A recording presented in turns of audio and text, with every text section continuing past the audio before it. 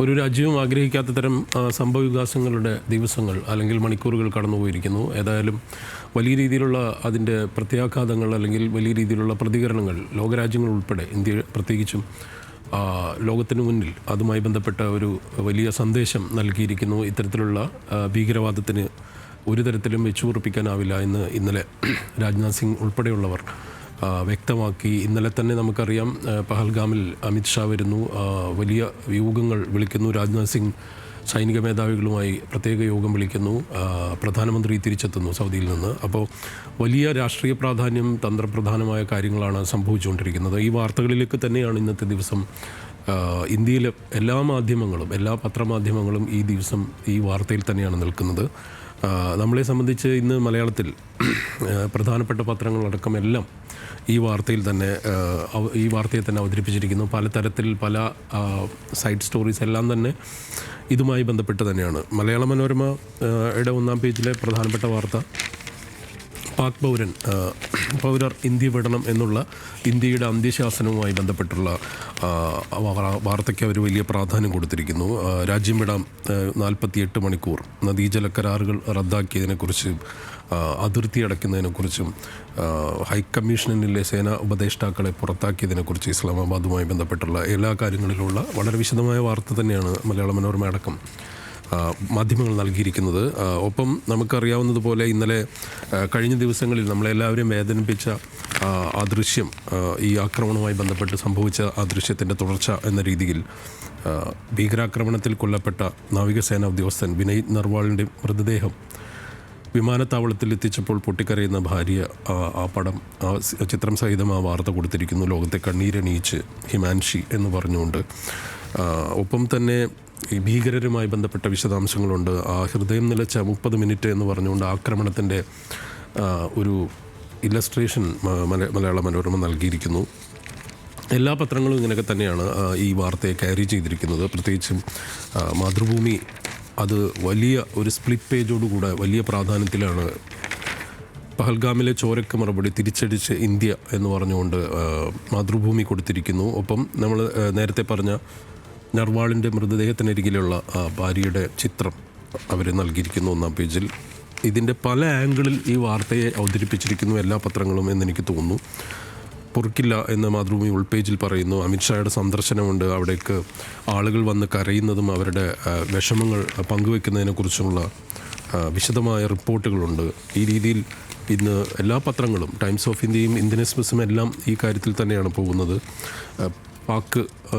പാകിസ്ഥാനോടുള്ള സമ്മർദ്ദം, നയതന്ത്ര സമ്മർദ്ദം, ലോകരാജ്യങ്ങൾ മുഴുവൻ ഈ സംഭവത്തെ എങ്ങനെയാണ് നോക്കിക്കണ്ടത്, അപലപിച്ചത് എന്നുള്ളത് സംബന്ധിച്ച് Indian Express to press Pak industry put on ice എന്ന് പറയുന്ന രീതിയിൽ ഒന്നാം തലക്കെട്ട് കൊടുത്തിരിക്കുന്നു. അതായത് ഈ ട്രീറ്റി എല്ലാം ഇൻഡസ്ട്രീറ്റി എന്ന് പറയുന്ന നമ്മൾ പറയുന്ന നദീജല കരാറ് റദ്ദാക്കുന്നതിൻ്റെ വിശദാംശങ്ങൾ ഇന്ന് കൊടുത്തിട്ടുണ്ട്. അതുപോലെ ഹിന്ദു ഈ കരാറിൻ്റെ കാര്യം തന്നെയാണ് പറയുന്നത്. ഇൻഡസ്ട്രീറ്റി വിത്ത് പാക് പുട്ട് ഓൺ ഹോൾഡ് എന്ന് പറഞ്ഞുകൊണ്ട് ദ ഹിന്ദു ഒന്നാം പേജിൽ വളരെ കൃത്യമായ വാർത്ത, അതായത് ആക്യുറേറ്റ് ആയിട്ടുള്ള എന്താണ് പറയാൻ ഉദ്ദേശിക്കുന്ന കാര്യം എന്നുള്ളത് കൃത്യമായി പറയുക എന്നുള്ള ദ ഹിന്ദുവിൻ്റെ ആ രീതിയിൽ അവരവിടെ ഒന്നാം പേജിൽ ആ വാർത്ത നൽകിയിരിക്കുന്നു. അതിലെ എന്തൊക്കെയാണ് സസ്പെക്റ്റ് ചെയ്യുന്ന എലമെൻ്റ്, എന്താണ് ഉന്നതതല യോഗം സംബന്ധിച്ചുള്ള വിശദാംശങ്ങൾ, ഇതെല്ലാം തന്നെ നൽകിയിട്ടുണ്ട്. ഒപ്പം നമുക്ക് ഈ മലയാള മനോരമയുടെ ഉൾപേജിലേക്കൊക്കെ വന്നാൽ 7-ാം പേജിൽ ഇതുമായി ബന്ധപ്പെട്ട വാർത്തകളിൽ നമുക്ക് കാണാവുന്നത് കണ്ണീർ കശ്മീർ എന്ന് പറഞ്ഞുകൊണ്ട് ഈ കശ്മീരിൻ്റെ പ്രതിഷേധത്തെ സംബന്ധിച്ച്, അവിടുത്തെ കടകൾ, ടൂറിസം, അവിടുത്തെ മനുഷ്യരുടെ സുരക്ഷയെ സംബന്ധിച്ചുള്ള ആശങ്ക, ഇതെല്ലാം അവിടെ നിന്നുള്ള വിശദമായ വാർത്തയായിട്ട് പത്രങ്ങൾ മനോരമ ഉൾപ്പെടെ നൽകിയിരിക്കുന്നു. ഇതിൽ ഈ ദിവസങ്ങളിൽ ഇത്രയും മണിക്കൂറുകൾ കടന്നു പോകുന്നു, ഇത്രയും സമയം കടന്നു പോകുന്നു. ഇതുമായി ബന്ധപ്പെട്ട കൂടുതൽ വിശദാംശങ്ങൾ വരുന്നൊരു സമയത്ത് ഇതിൽ മലയാള മനോരമ ചെയ്തിട്ടുള്ള അല്ലെങ്കിൽ കൊടുത്ത ഒരു വാർത്ത, സുരക്ഷാ ഉദ്യോഗസ്ഥർ എത്താൻ വൈകി എന്നതാണ്. പഹൽഗാമിൽ നിന്ന് ഭീകരാക്രമണം നടന്ന ബൈസരൻ താഴ്വര വരെയുള്ള 7 കിലോമീറ്റർ ദൂരം എത്താൻ സുരക്ഷാ ഉദ്യോഗസ്ഥർ എടുത്തത് 1 മണിക്കൂറിലേറെ സമയം. ഒരുപക്ഷേ ഇനിയുള്ള ദിവസങ്ങളിൽ കശ്മീരിലെ ഈ പറയുന്ന ടൂറിസം മേഖലയിലുണ്ടായ സുരക്ഷയുമായി ബന്ധപ്പെട്ട കാര്യങ്ങളിലേക്ക് മാധ്യമങ്ങൾ പോകും എന്നുള്ളതിൻ്റെ ഒരു സൂചനയായിട്ട് എനിക്ക് ഈ കാര്യം തോന്നുന്നുണ്ട്. ഒപ്പം തന്നെ എനിക്ക് തോന്നുന്നത് ഇന്ത്യൻ എക്സ്പ്രസ് ഈ വിഷയത്തിൽ 9-ാം പേജിൽ ഇന്ത്യൻ എക്സ്പ്രസ് എഡിറ്റോറിയൽ എഴുതിയിരിക്കുന്നത് Baisaran massacre a wake up call for security shake up എന്നാണ്.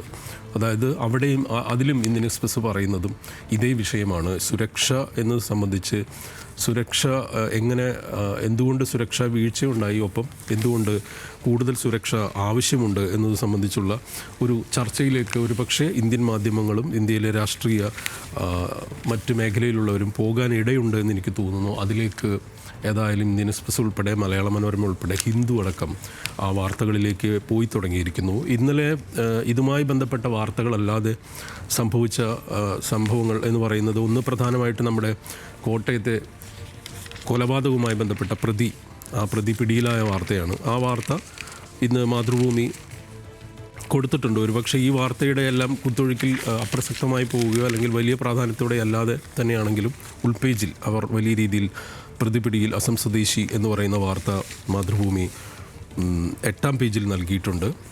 അതിൽ ആ കൊലപാതകവുമായി ബന്ധപ്പെട്ട വിശദാംശങ്ങൾ, അതിൻ്റെ മറ്റ് കൊലപാതകങ്ങൾ, ഈ അതിഥി തൊഴിലാളികൾ നടത്തിയ കൊലപാതകങ്ങളെക്കുറിച്ചുള്ള ഒരു ഡേറ്റ അവർ കൊടുത്തിരിക്കുന്നു.